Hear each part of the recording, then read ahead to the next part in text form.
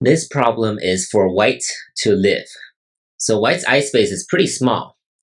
It seems like white can build a real eye here, and this seems to be another real eye, right?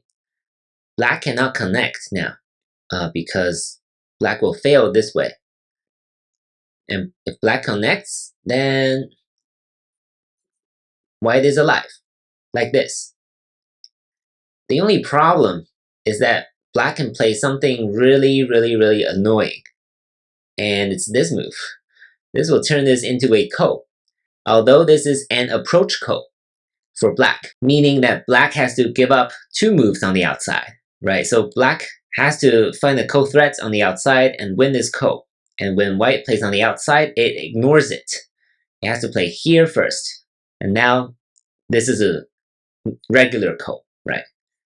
So basically an approach ko in this scenario, black has to ignore white on the outside twice instead of just once. Because regularly, if you want to win a ko, you have to ignore your opponent once elsewhere. But here, black has to ignore white twice on the outside. But theoretically, right, this is not a good ko for black, but black can win this ko in the end and kill white this way. And for the purpose of this problem, white has a problem, right? White cannot play 1, 3, and 5. So how do we prevent black from starting the ko? The solution is pretty simple. Play this band first. Threaten to capture these 2 black stones first. Black can only connect. And now, white can play this move.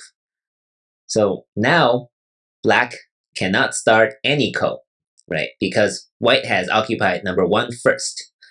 So this is overall pretty easy problem, but you need to watch out for black's really annoying way to start a ko that is not great for black, but one that black can win and kill white in the end. So need to be a little careful, otherwise this is not a very difficult problem. Good luck, and thank you for watching.